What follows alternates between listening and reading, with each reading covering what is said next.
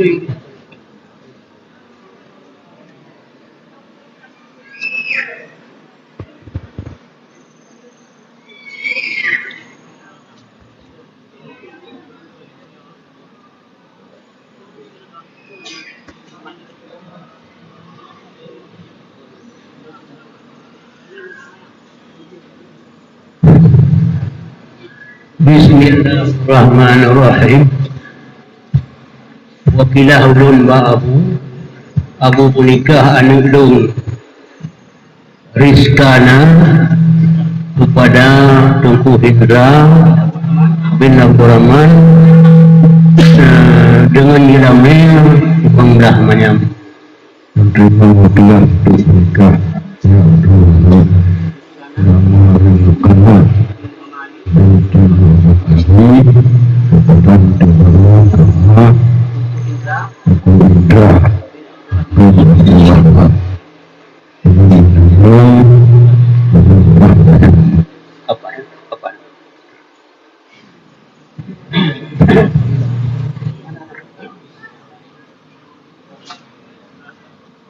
kepada Tunku Hendra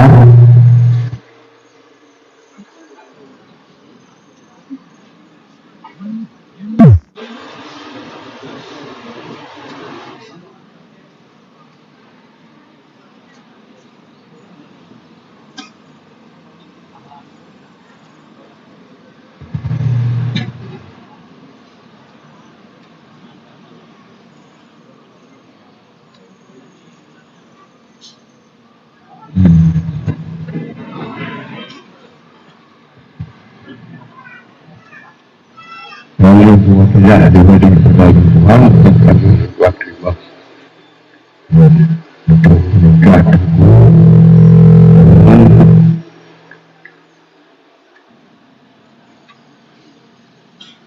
dan mendukung dayah kepada berlangsung kepada Darul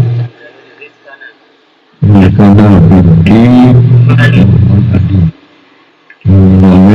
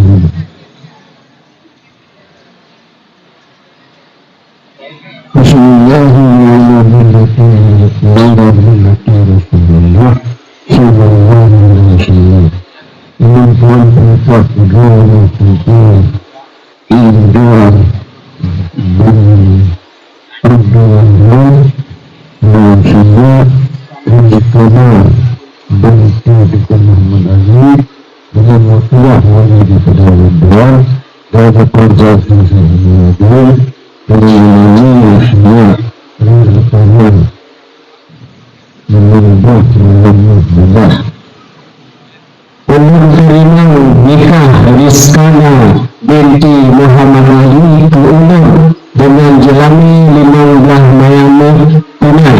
Alhamdulillah. Dan